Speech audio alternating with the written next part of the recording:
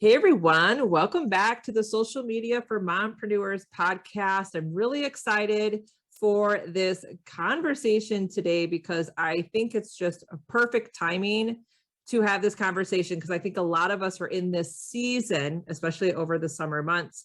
A lot of us are mompreneurs. We want to be home with our kids, and we're in this season of we just don't want to show up on social media, even though we use social media as a marketing tool to grow our visibility, grow our presence and our brands and our business. So I am joined today by Hilary, and she is actually going to talk about using non-social media marketing tactics, which I think is equally as important as being present on social media. But before we get into all of the juicy details, Hilary, can you tell my audience how you got into the digital space and a little about your business? Yeah, so I'm Hilary Angrove. I'm the Director of Growth at Make Your Mark Today, Inc. So we're a boutique digital marketing agency. We do a bit of everything, but we're really focused on the power of SEO just because it brings results.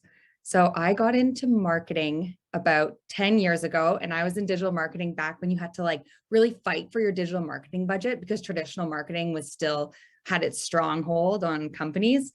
And so I did that for about 6 years, loved it, honestly grew our department. I got employees. At first it was just me, and grew the department. It was at a performing arts center in Canada.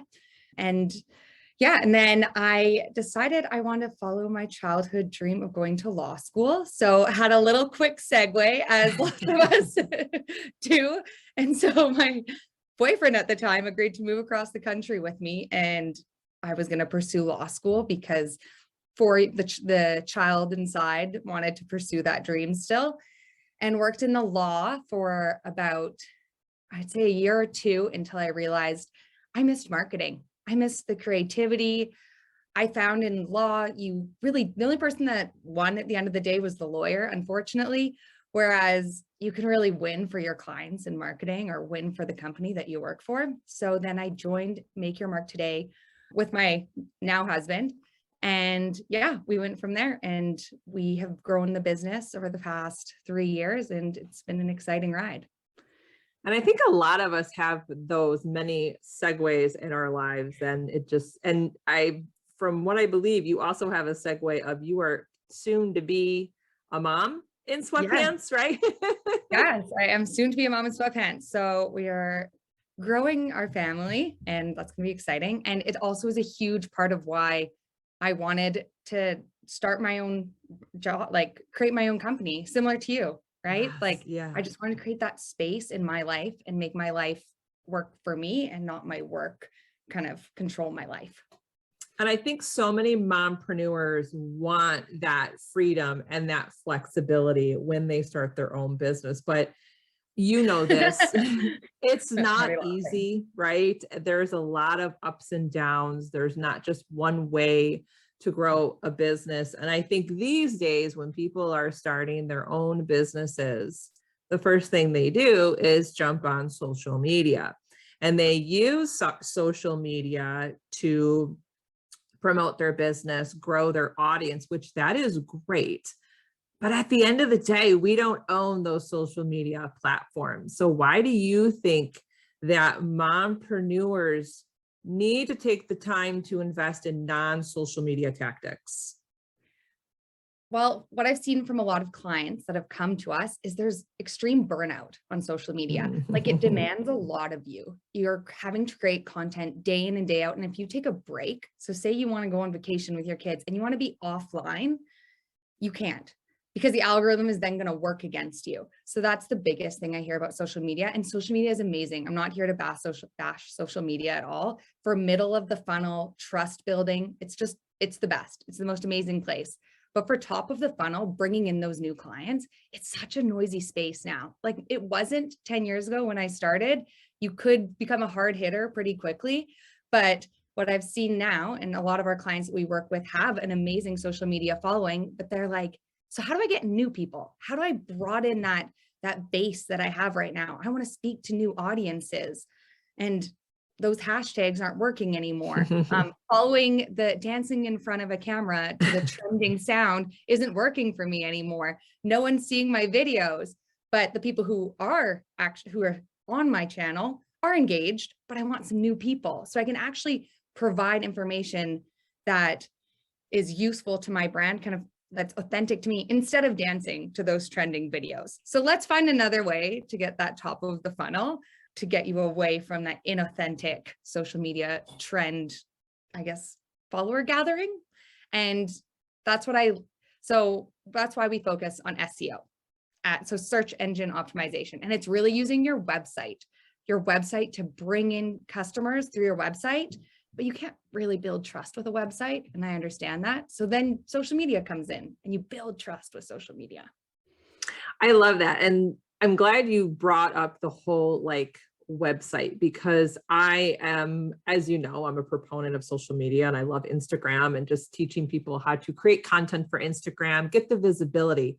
But you're right. At the end of the day, we want to take them off of that platform and further build that relationship utilizing our websites and, you know, the freebies and the email lists. Is a website your only like non-social media tactics, or do you have other suggestions for mompreneurs to grow their business? I would say start with your website. So your website it's an asset. You can build equity in that asset, and that asset is going to work for you day in and day out, even if you go on vacation for 2 weeks with your kids. And so that's the power of search engine optimization. So what that is it's using a bunch of factors, and I'll give you guys some great tips of how to start with these factors. There's about 200 of them, of how to rank your website on page 1 of Google. And I actually was trying to figure out how I could really explain this to other female entrepreneurs in a simple way, because when I first heard about search engine optimization, I was like, so what? Like, what is this? Like, there's a very fancy word for something I don't understand. I think I've known it for like 4 or 5 years, and I'm still like, oh, SEO. Yes, I have to do it. You're like that big word that I need to do. So how you should think about it is your website is your storefront, and search engine optimization is what you do to get your store on Rodeo Drive, Times Square, Fifth Ave.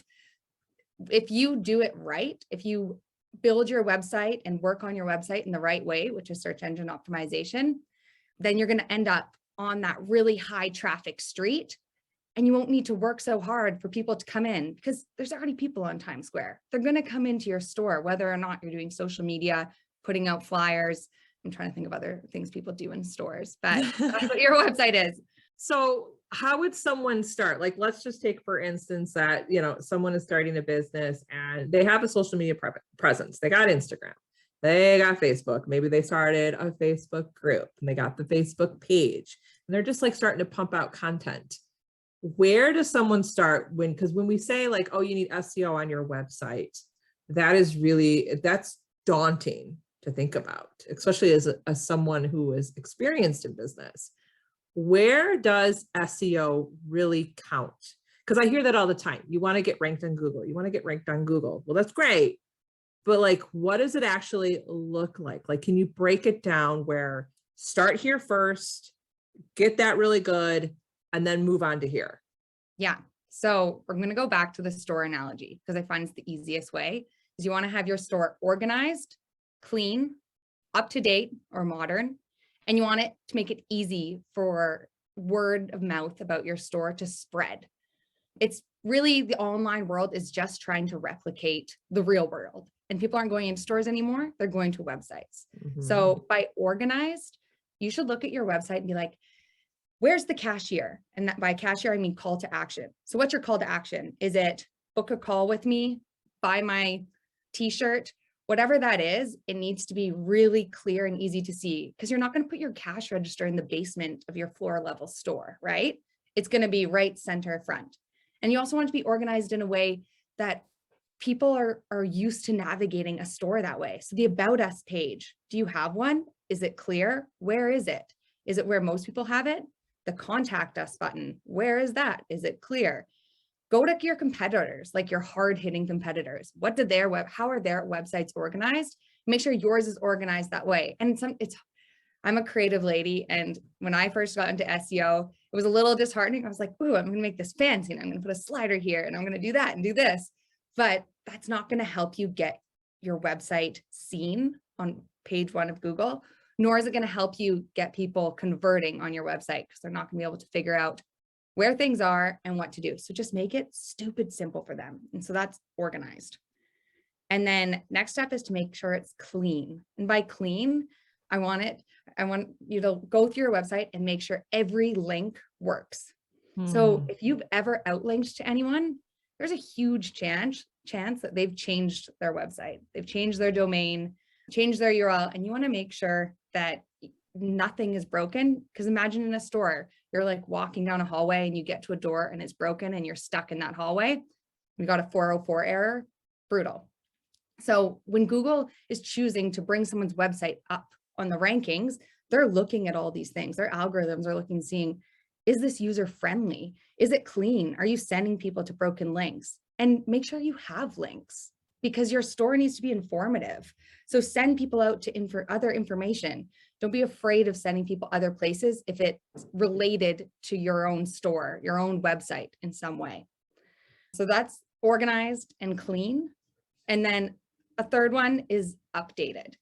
So I don't know, we have this one client that came to us, and they were like a resort, but a really, they're like resorts that were made in the 90s and they're kind of old school, but like coming back into style. I don't know, they came to us their website and it looked like a Word document. It was just like a one pager. And you want to make sure that your store or your website is updated and modern. If you were trying to get on Fifth Ave or in Times Square, they wouldn't let you come with like an outdated look and an old sign, right? So really like refresh your website and put in valuable content like social media, right? You want the content on your website to be valuable. And that is also going to start ranking on Google if you do those things. I feel like a lot of people, most people, they build their website and they're like, okay, one and done, finished it. That cost me however much, and now I don't need to touch it. Try getting, if you have a website, hopefully you're using some kind of a content management software on your website that you can change things on your own. You don't have to constantly be going to someone else to get changes, or that you have a great web guy or web girl at a great price that can help you with these things, because it's really important to stay updated. So those are my first 3. I don't know if you have any questions.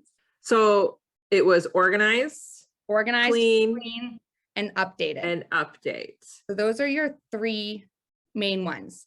Once you have those 3, then you've got like a strong base for your website. And then you want to think about, what keywords do I want to rank for? Now that I have this website that is up to date, clean, organized, so Google's going to trust me a little bit that I know what I'm doing. What kind of keywords do I want to rank for? So I'm going to use a example from one of our first clients. It's going to make sense why she was one of our first clients, but it was a family lawyer. And so she came, left the law, and then got a client. Just kind of circles back, doesn't it? Yeah, exactly. Yeah. I was like, you liked me when I was a lawyer, and now I'm a marketer. So she came on as our first client, actually, and she was trying to rank for things like mediation, because she wasn't into the litigation, into the angry divorces, and that was the type of client that she wanted. And that's perfect. Like, be authentic with your content and your keywords. The only problem, nobody is looking for mediation. We did a bit of keyword research. So there's some free tools you can use. There's a tool, it's called Uber Suggest.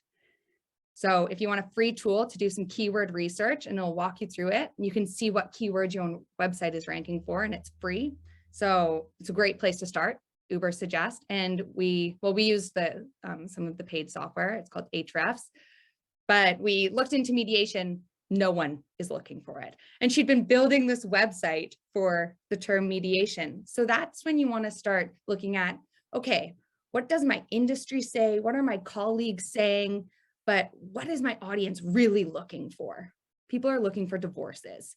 So at that point, you start ranking for divorce, but you make sure that your content, just like on social media, is authentic. So you say, divorce, I offer divorces. These are, I'm a family lawyer and I do divorces, but I do friendly divorces. I work with people through mediation to do their divorces. So you're using the keywords that people are actually looking for while explaining what you actually do and the type of clients you actually want. to bring in. And that base is really going to help you start to move up. And then the fourth tip that I had is to make it easy for word of mouth to spread about you. But that's also work. So you have to start that process. So do things like go on podcasts and talk about your brand, talk about who you are. You got to be the first one to stand on the mountain and sing your own praises, and do that and get some links to your website. That's a really important final step. So it's organized, clean, and updated. You've got your base, do some keyword research and build pages that have content that are ranking for those keywords, and then stand on the mountain and tell people about what you're doing and get some links to your website for what you like to do. And then your website is going to just start working for you. Honestly, it's phenomenal. That's why I love this job. You'll just see people are sitting back and actually working in their business while their website is working on their business for them. And it just is nice, but unfortunately, you still need social media to build that trust, depending on what type of brand you have. Not unfortunately, social media is great, but it's just a lot of work. The thing about SEO is it's a lot of work up front, but once it gets going, it's kind of a maintenance game. So I want to circle back to the keywords, because I've used Ubersuggest in the past and I probably should use it again. So let's take, for example, let's say I have a freebie and it's, I don't know, free captions for Instagram. So I'm going to go on Ubersuggest, see the keywords that people are really searching for when it comes to Instagram captions. Yeah. Where do those keywords go? Do they, I'm assuming they go somewhere in the content on the page, but do they also need to go on the back end of things on that page? This is an amazing question. So you want to make sure that your content is about 600 to 800 words long. It's not that long. Google's going to look at it and say, this isn't very useful. How can you provide usefulness in 200 words? That's an algorithm factor that I don't quite agree with, but I mean, I'm not Google, so I don't get to make these choices. And you want to have the keyword throughout the content 7 to 8 times throughout the content, and you want to have it also in your title. And sometimes it can be frustrating because if you're like the lawyer we are working with and you provide mediation and that's all you want to talk about, but your title has to be divorce, it can be a bit frustrating. So you got to get creative, and it's fun because you still need to speak to your audience and filter out the ones who don't fit in. So have that keyword in your title, which is your H1. So formatting on your website isn't just through H1s and H2s. Those are actually things that Google uses to read your website. And a lot of people don't realize that. They see those as just formatting options. So have the keyword in your H1 and then 7 times throughout your content. And that's an amazing place to start. When you refer to H1, you are referring to the heading, correct? The heading, yes. Okay. That is the title. That is such a great tip. Yeah, it's really interesting going into people's websites and seeing how they use H1s and H2s, because they, just like I did for a long time, I thought it was just a way to easily format your website. But what you're actually doing, that is your back end. That's how you're telling Google or any search engine, Google, YouTube, Yahoo, Bing, you're telling them what is important to me. The most important thing to me is H1. It's like my essay topic sentence. And then my H2s are the first sentence of every paragraph of my essay. If you're writing an essay like you're in junior high. No, that's really good. And then do we also take those keywords and make sure that we put them in the meta description? You're going to want to have the keywords in the meta description. Depends. Yes, you'll have it in the title, the meta description, H1, and 7 times throughout your content. So yes, you're going to want it in the meta description, and you're going to want to make sure that meta description is about 130 to 150 words. And why that is because if you're writing your description and at word 2 or character 200, you put in divorce, you put in your keyword, nobody's going to see that. Google isn't going to see it. You want to make sure that it's up top. And that goes for your keyword, right? So sometimes they'll take, Google will take kind of a snippet, right? They'll take a snippet of a website. So you want to make sure that you have a keyword in the first 100 words actually on your website. So not just in your meta description, do you want it to be early on? Also in your intro, you want it to be early on. And I do have another quick question. I want to circle back in the beginning when you're talking about organizing and being clean. Let's take our homepage, because most of us fall always on the homepage. And you mentioned to have a very clear call to action. Let me ask you this. Does the call to action have to be the same on that homepage? Because I know the homepage is kind of like your storefront, right? Yeah. Can we have them going to different places without it being in the top navigation or the menu? Because we don't want to confuse our audience. What is your take on that? Because there's a lot of, SEO gurus that were saying, no, you need to have one call to action on your homepage throughout, or you can have a few. How do you feel about it? I think you can, not a few, I think you can have two. So something to think about for SEO is that web pages rank, websites don't rank. So your web page, you make a freebie, and that freebie is about Instagram captions, but your real call to action in the top right corner is book a coaching consultation with me, right? That's your main call to action. That doesn't mean you should never be allowed to give away a freebie. That freebie is actually a secondary call to action. Hey, I've got this freebie for you. And through that secondary call to action, you're really going to lead them through a funnel to bring them to that final call to action. It is confusing, and I don't recommend if on the web page you have multiple calls to actions.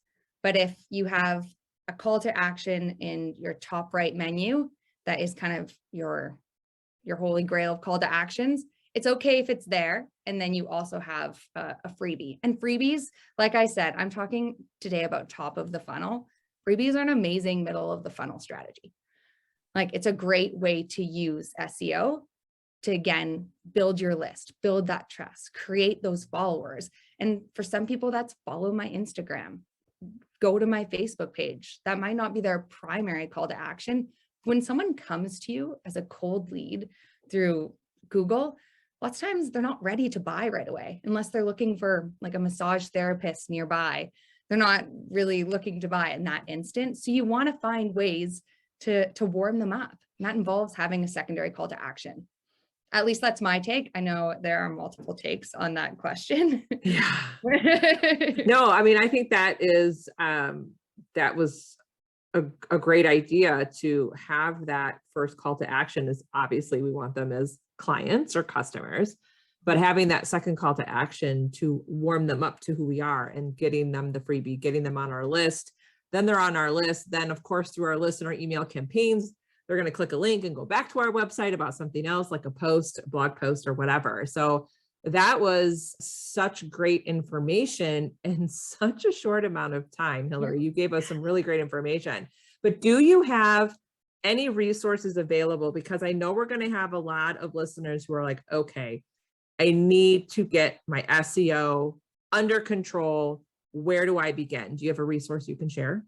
Yes. So if you go to makeyourmarktoday.ca/guide, you can put in your website, and our team will actually create a custom Google ranking mini guide for you. So they'll take your website and give, I think it's 4 tips directly about your website that you can implement on your own to start this process. You can also book a free consultation call afterwards if you want, but you don't have to.